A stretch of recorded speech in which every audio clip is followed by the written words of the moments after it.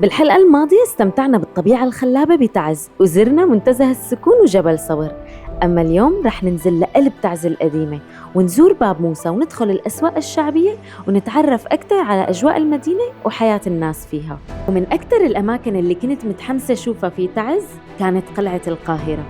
هي القلعة تعتبر من أهم المعالم التاريخية بالمدينة وبيرجع تاريخها تقريباً لأكثر من 800 سنة، ويقال إنه بداية بنائها كانت بعهد الدولة الصليحية وبعدها توسعت وصارت أهم حصن دفاعي للمدينة بفترات حكم مختلفة. أما اسم القاهرة فالمقصود فيه المكان اللي كان يقهر أو يهزم أي هجوم ممكن يجي على المدينة، خصوصاً بسبب موقعها العالي والمميز فوق الجبل. وبصراحة أول ما وصلت لهون قدرت أفهم ليش هالمكان كان له هيبة كبيرة عبر مئات السنين. قبل ما نبدأ لا تنسوا تشتركوا بالقناة وتفعلوا الجرس، ويلا خلونا نبلش سوا. طبعا هلأ نحن طالعين على قلعة القاهرة وبالصدفة في طلع عرس هون، عرس تعزي.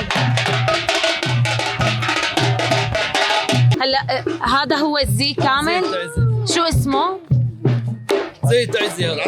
ايه هي القطعة شو اسمها؟ هذا المحزم، المعوز، الجنبية، المحزم. اوكي. الشال والعصبة اليمنية.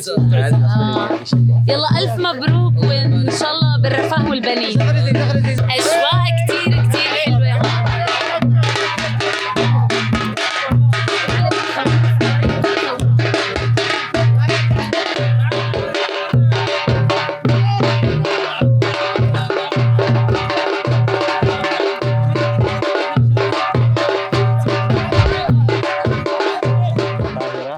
القاهرة هذه التي يحكى أنها كانت تسمى القلعة الحمراء، ويحكى ويقال في مصادر ليست مؤكدة بأنها عمرها 5000 سنة، بينما المتداول بأنها من أيام الرسولين والملك المظفر والأشرف بن المظفر.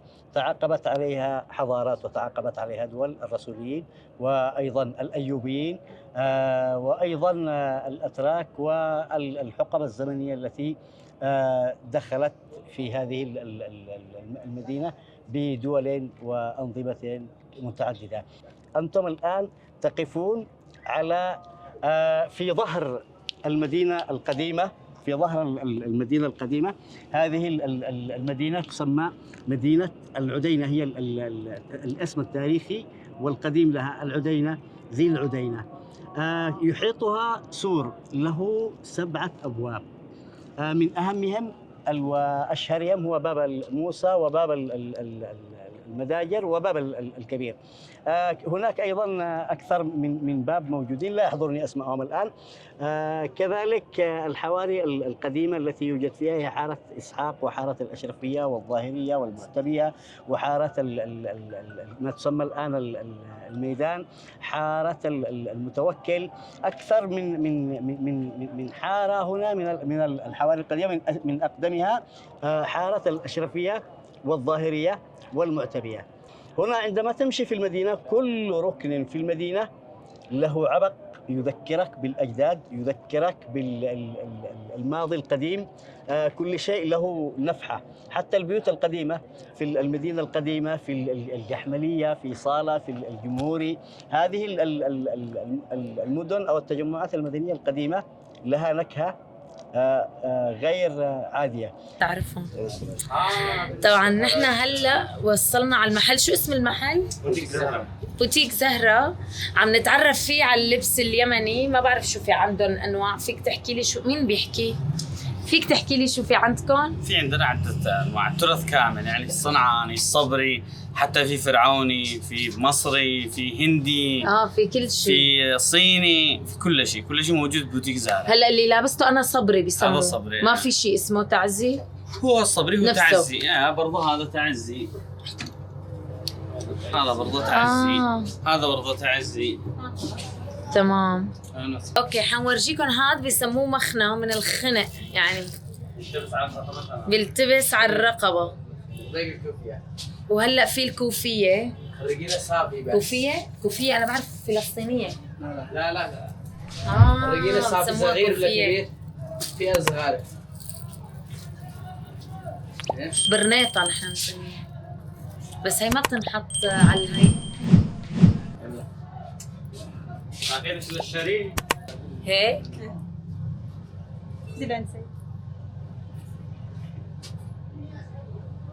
نحن هلا رايحين نتغدى بمطعم صيرة ضيافة من عندهم، فرايحين نتغدى أكل طيب. يا عيني هذا الملوح صح؟ هذا خبز الملوح. هذا خبز الملوح المشهور عند اليمنيين. هذا اللي آكل قتلة، هذا عشقي وغرامي. اوكي يا عيني. واجت السمكات غير شكل، شكلهم بشهي. السمك فريش ما شاء الله. ما شاء الله. جوهان جمبري. اوكي. هو احمد انتبه قبل ما تحسن. هذا الربيس صح؟ شو هذا هو؟ ربيس. شو يعني ربيس؟ هذا من لخم صح؟ لخم؟ من السمك الكبير. لا لخم. لخم على ديرك على يعني يفرموا السمك، يفرم يا مفروم يكون مفروم بعدين تشوح على بصل على بيض. هو عبارة عن شو؟ بيض السمك، ديرك على لخام، يعني انواع كثير من السمك يفرمونه، يفرم ربيس. جابوا لك الحرضه يا هذه يا عيني. هي شو صيادية؟ هي بيسموها صيادية. طبعا الصيادية عندهم غير الصيادية عنا، مختلفة تماما. نحن عنا الصيادية هي عبارة عن الرز اللي بناكله مع السمك.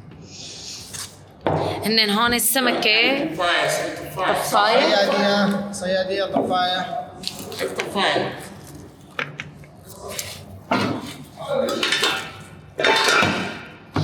خلاص قد وصل. هذه الضيافه المسيره. هي شو هي؟ هذا ديرك.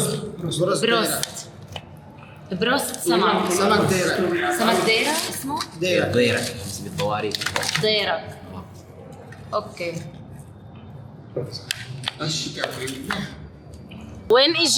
وين اجينا نحن؟ باب موسى الان نحن في تعز. يا جماعة عمره أكثر من 1500 سنة، بنى بالعهد الرسولي، وهو يعني يعتبر جزء من سور المدينة هون. طبعا انتم اكتبوا لي بالتعليقات إذا أنا حكيت شيء غلط، صلحوا لي يعني الموضوع، لأنه ماني متأكدة من كل المعلومات. ولكن أنا غايتي إجي لهون بصراحة لأتفتل بالأسواق، احكي مع العالم وشوف اجواء تعز المدينه. في اكثر من باب، اعتقد بابين الى 3 ابواب. في اكثر؟ كل ثاني على سوق عام. هي مدينه تعز القديم. هي مدينه تعز القديمه. ايوه. طبعا نحن اليمنيين مشهورين بالجنبيه. الجنبيه اوكي، اللي هي هذا الخنجر. هذه تلبس على كذا تمام. هذه نحن لما نلبس المعوز، لما نلبس المعوز هذه تجي من فوق كنوع من الوقار. بس في منهم اشكال غريبه عجيبه. في اشكال، في اسعار، في حاجات غاليه. انو لو سمحت، انو اغلى معوز عندك؟ هذا ما شاء الله. ليش غالي هذا؟ اذا تنظيم على عشان تاخذ بعوض فضه. مثلي فضه هذا. والجنابي وين الجنابي الغاليه؟ كم يوصل سعر الجنابي؟ ايوه توصل سعر الجنبيه الى 20,000 30,000 سعودي، يعني 50,000 توصل. يعني هذه الجنبيه. في جنابي اسمها صيفاني، الجنابي الصيفاني هذه غاليه مره. يعني عم تحكي تقريبا 20,000 دولار. بالضبط. قلبي الصغير علشان جنبيه. طبعا المشايخ صاحوا ناس كذا يقصون. فالكل في كل بيت تقريبا هنا في تعز تحصل معاهم جنبيه، يا اما من الجدود يتوارثوها بين الاجيال، صح؟ يعني تكون في معانا معي جنبيه من جدي مثلا، وهذا معه جنبيه يكون معه من جدته او حد مورث له اياه كبير حال القريه، فهمتني؟ بالضبط. والسيور هذه كمان اسمها سيور. الحزامات ايوه. من كم اسعارنا؟ في حزامات اللي هو شغل يد تعتبر غالي يطلع ب 1500 سعودي ب 2000. 1500 اللي هو 2000. الشغل اليدوي يوصل أنو واحد شغل يدوي لو سمحت تورجينا؟ هذا بدور شغل كمبيوتر. هذا الشغل يدوي؟ لا هذا شغل كمبيوتر كامل. هذا كمبيوتر يعني شغل. أنو الشغل فين اليدوي؟ اليدوي معك يدوي هنا؟ وين؟ راح يورجينا الشغل اليدوي داخل الآن. ايه دخل لجوا. هي شغل ايد؟ نايس. كلها معلش تمسكها شوي لأقدر صورها؟ تفاصيله. اوكي. هي قديش سعرها؟ 1500؟ هذه لا هذه ناقص يطلع ب 800 ريال. هاي 800 ريال. هي اللي 800 ريال سعودي. هذا السوق طبعا، هذا السوق بينعشق كتير كتير كتير بالليل. يعني انا حاولت اجي بوقت ما فيه كتير عجقه لقدر بس هيك اخذ راحتي بالتصوير.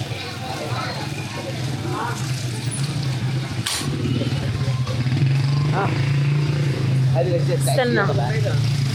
ايه ماكيتو زي تعزيز البنات للبنوتات الكيوتات. بناتك يا سعيد صح؟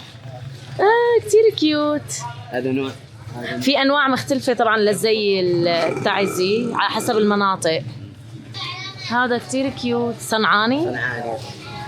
اوكي. طبعا في ازياء هون مختلفه ومتنوعه كلها بتخص الزي اليمني.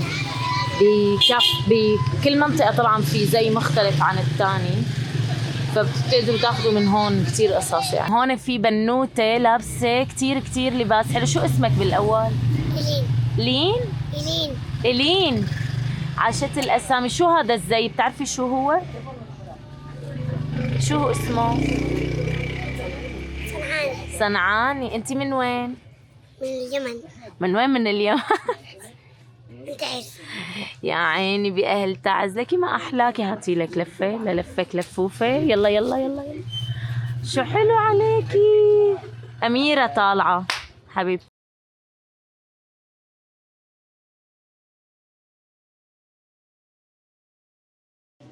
هذه تعتبر جنبية صيفاني من الجنابي النادرات والفخمة بقرن وحيد القرن يعني. كم سعرها؟ يعني يتجاوز سعرها ما يقارب 10,000 سعودي أو أكثر. أوكي. إيه تفضل كملنا. فهذه تعتبر من النوادر، وجنبية تعتبر من الشيء النادرة من يعني تقريبا أغلى شيء سمعت فيه. اغلى حاجه كده يعني وصلت الجنبية أغلى حاجة سمعت فيها إلى ما يقارب 100,000 سعودي. 100,000 سعودي. في معي جنابي يعني تكون قريبة للتشكيلة هذه وهي عادية ما هي صيفة. هذه تعتبر جنبية وتر قريبة للصيفاني. يعني الآن تعتبر السائدة في المسمى بالسوق هي، لأنهم بيخافوا من الجنابي الصيفاني ما عاد حد يلبسن على سب الوضع. طبعا هي كمان هي شو بسموها كلها مع بعضها؟ حزام وجنبية. حزام وجنبية عسيب مع شبرية. والشبرية. شبرية هاي. شبرية هي؟ أكيد. بريل. هذه بتكون. ايه. اوكي. هذه كمان مشهوره كمان عندنا بالرقص صح؟ لما بنرقص. هذا بالرقص. هذا بالرقص. هذه بيرقصوا بها كمان. هذه بتكون خلف العسيب. هذه بتجي خلف العسيب دائما يلبسوها، كان الاجداد يلبسوها. الان رجعت تعيش زي الموضه. فهذا يكون موضعها. شوف هنا خلف الجنبيه تكون خلفها. هذه كانت للاجداد بدل ما يعني اذا مثلا راح اي مكان يشتي يقطع شيء او يشد شيء ما يخرجش الجنبيه الكبيره، فبيضطر انه يطلع الصغيره. ايوه يضطر انه يخرج الشبريه. فهي الان رجعت الان كموضه. كموضه سائده موجوده يعني عند الشباب الان بيلبسوها بالكامل. طيب يعطيك العافيه. امين ان شاء الله تعالى. اهلا وسهلا بك. مرحبا. اول شيء مرحبتين فيك. فيك تحكي لنا هيك عن الزي اليمني بشكل عام وشو في عندكم هون اشياء؟ والله الزي اليمني متنوع. انا اللي بعرفه اكيد زي اليمني متنوع، وكذلك يعني تنافسي بين المناطق اليمنية. يعني مثلا هذا الزي من اروع الازياء اليمنية، حبيت ابدا في العرض. واو. هذا اي منطقة؟ هذا منطقة حصيبان، تابع لمحافظة تعز. فعلا كتير حلو. ايه بتنافسوا فيه، عم بتقلي بالمناطق، يعني كل منطقة أيوة. بتشوف حالها مين أحلى. حتى على مستوى مثلا منطقة حدنان، مثلا منطقة حدنان في معاهم أكثر من 3 أشكال. هذا الشكل من منطقة حدنان، هذا شكل طبعا النقشة هي. أيوة. النقشة كانوا يتنافسوا النساء بينهم البين. تمام. هذا الآن جديد، زي تابع لمحافظة أب. هذا لأب. ايوه حلو كمان. طب هون شوفي من الازياء الموجوده مشان ما حضرتك تفرد الاغراض تورجيني لا اياهم. ما في اي مشكله، ممكن اعرض لكم كل شيء. هذه نقشه برضه. هذا كمان من اب ولا هذا تعزي؟ هذا تعز. احنا مركزين اكثر على تعز. اكيد لانه نحن أيوة. في تعز. اكيد. وانا احلى واحد تبع تعز تورجينا اياه. احلى واحد اللي على اللي ورجيتني اياه هذا بالبداية. هو اللي بالبدايه هذا يعني تحفه فنيه. هذا شغل ايد. هذا شغل ماكينه، لكن النقاش هو اللي يعني يعمل النقش الخاص. جميل. وشو في كمان ازياء ثانيه ممكن تحكي لنا عنها؟ في الازياء الصنعانيه. هذا الصنعاني. ايوه هذا كمان الصنعاني حلو بصراحه. في خارج اعتقد يعني اكثر من عرض واحد. هدول كلهم صنعاني؟ ايوه هذا صنعاني كله. هذا كله صنعاني حلو على فكره. طب هل هو هون مثلا اذا انا من تعز ما بلبس الصنعاني وهكذا ولا عادي؟ لا عادي، المجال مفتوح. بالمناسبات الخاصه يعني العروسه مثلا تلبس حق بلاده منطقته. في هدول الازياء بيلبسوا بالعرس؟ ايوه. انو واحد تبع عرس؟ كلهم. هدول للعروس. ايوه. يعني هذا زي العروس. يعني الان مثلا العروسه تخصص يوم اسمه مثلا اليوم التعزي او اليوم الصنعاني، تلبس فيه الزي الخاص فيه. فهذا هو. طبعا وهذا الزي الرسمي الصبري. معروض؟ ايوه انت قد لبستي هذا. ايه صحيح. انت لبستي زي انا هذا. لبست هذا صحيح. ايوه الزي الرسمي. وهذا الزي الرسمي. هذا صبر الموادم. هذا اكثر زي اشتهر. طبعا تغير الالوان، كان من قبل يجي ابيض واحمر بسبب القضيه الفلسطينيه. انضاف له اللون. والله برافو عليكم مع القضيه يا جماعه. انضاف له اللون وتلقائي يصبح اللون الرسمي يلي هو الاحمر والاخضر والابيض. بالاصل كان هذا الاساسي. أيوة. كمان هذا حلو. ايوه وتغير للون هذا يعني بالتدريج. يعني كل منطقه بتتميز بالالوان تبعها والنقشات تبعها. اكيد اكيد. وانت انه بتفضل التعزي من عن تعز حضرتك؟ اكيد. يعطيك العافيه. شكرا لك. واهلا وسهلا فيك. شكرا. هلا حنتعرف عن الوزف وعن عمو البياع يحكي لنا عنه شوي. اوكي ممكن تشرح لنا شو هو الوزف بالضبط؟ هذا الوزف عندنا الوجبه المفضله، نعمله مع العصيد مع السحاوق. يعني بتطحنوه؟ ايوه بتطحنه ولا تأصله وتعصر مع الصرع.